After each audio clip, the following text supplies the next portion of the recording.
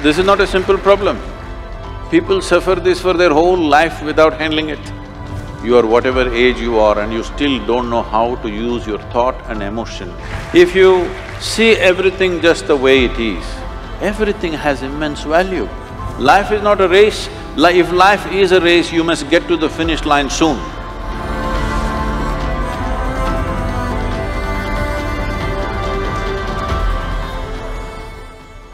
I often find myself in a situation where I'm not happy with myself. I compare my abilities, achievements, and even my appearance with that of others. And I think that's one reason for my low self-esteem.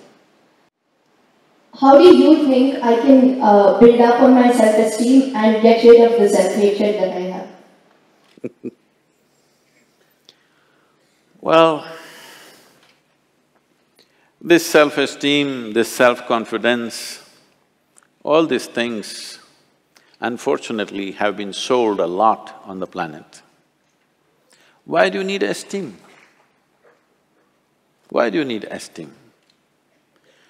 Esteem is because you want to be little one-up on somebody else all the time. Unfortunately, our education systems were made like this, right from kindergarten. Who is first, who is second, who is third? You want to be first. So, your sense of happiness is only when everybody is doing worse than you. What kind of life is that?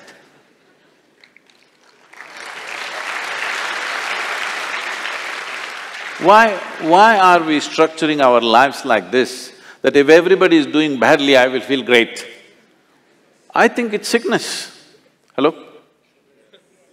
You think it's joy or sickness, please tell me. If all of you are doing badly, I feel great because I am number one now.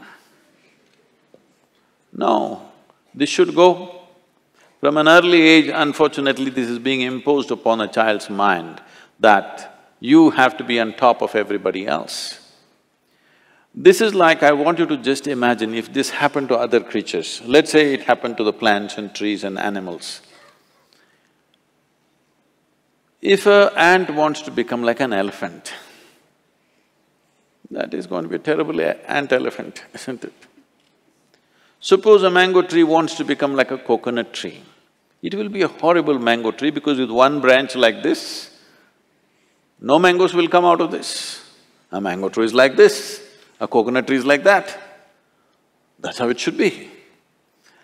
This has happened because in so many ways, people have put these things into your mind, what is good, what is bad, what is high, what is low, what is up, what is down. Because of this, you have never paid attention to every aspect of life in the sense. Maybe humanities people and lawyers and what are you? Huh? Oh, the accounting people.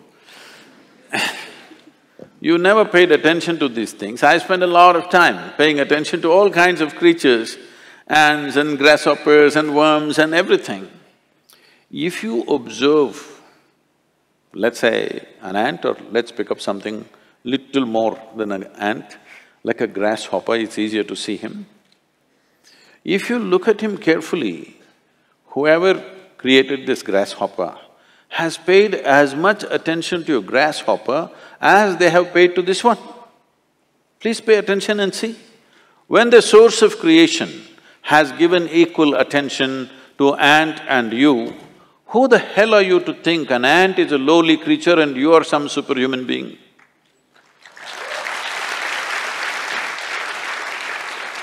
Why are you making this judgment?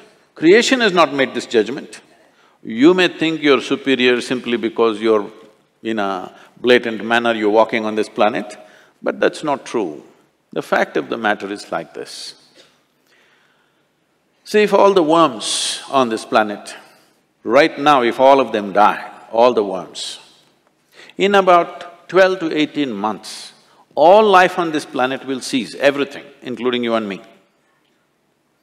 Suppose all the insects die today, in something like 2.5 to 4 years' time, all life will cease. But if all the human beings die, the planet will flourish.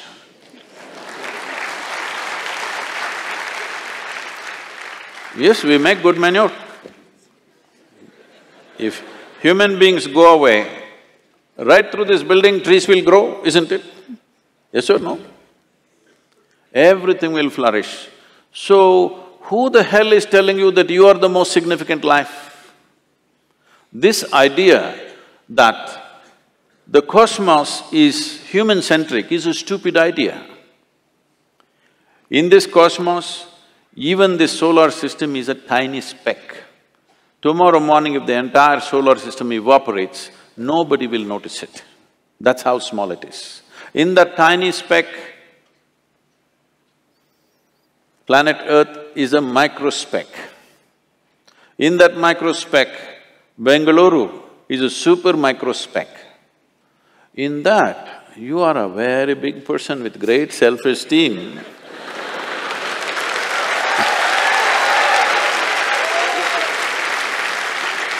This is not a simple problem. People suffer this for their whole life without handling it. Essentially, it is just this.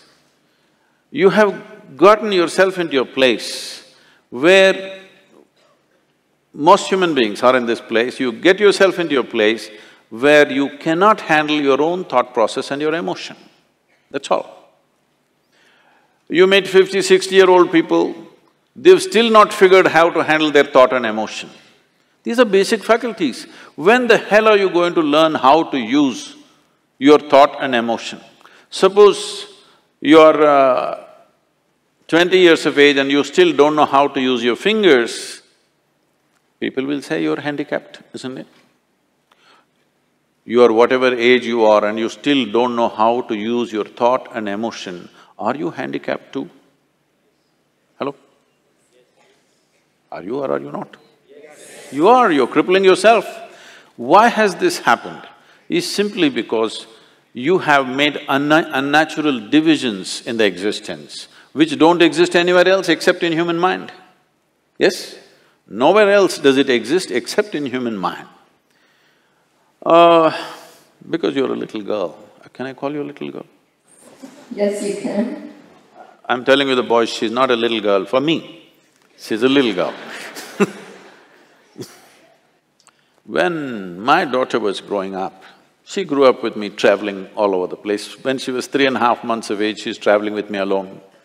I'm driving all over India with her in the strapped to the seat of the car. So, she grew up like this, and every day we're in some different family. People are wonderful, but there is a problem with the adults. The moment they see a child, they want to teach the child something that's not worked in their life.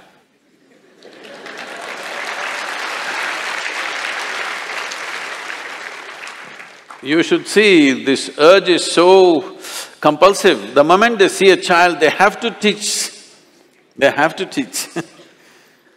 So I made one rule, see, you can play with her as much as you want, you can talk to her, but nobody is going to teach her anything.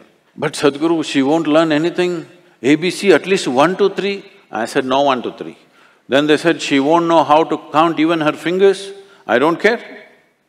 If she doesn't know how to count her fingers, as long as she knows how to use her fingers, I don't care. She thinks she has 1,000,000 fingers, what's my problem?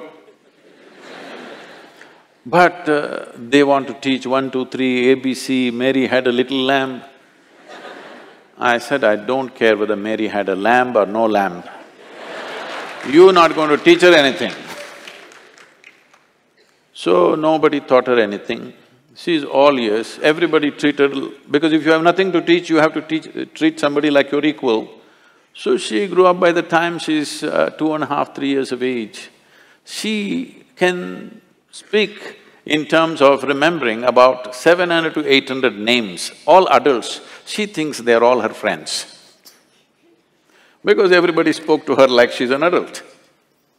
And I would not have sent her to school, but my schedule went totally crazy and I had to put her in some school. So when she was 12, 13 years of age, one day she came back home and something that happened at school disturbed her. So she came to me and said, you're teaching everybody so many things, you're not telling me anything.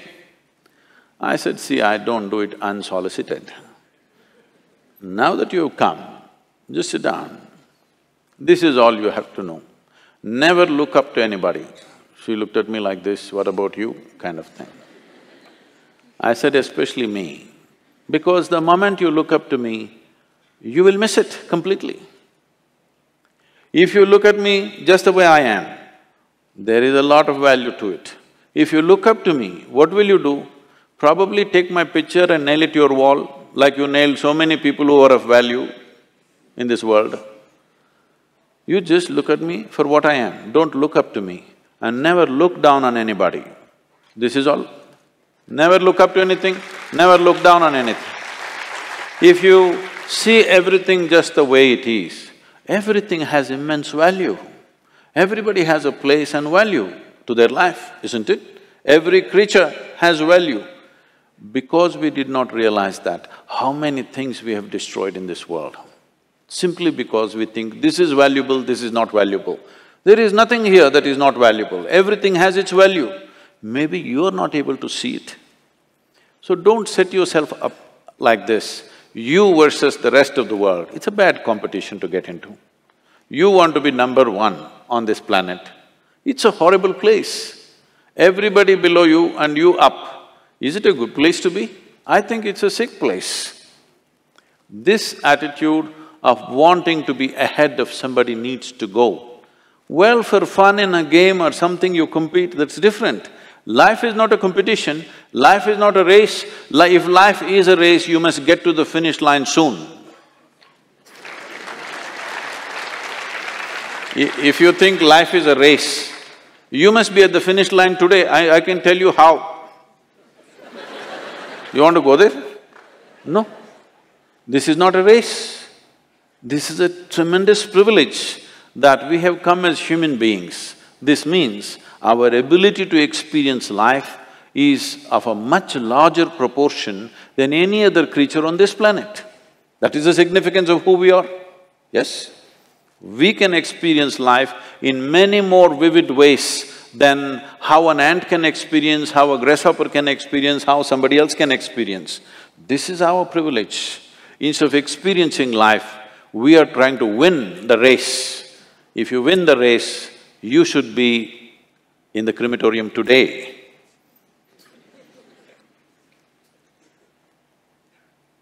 You don't need any self-esteem.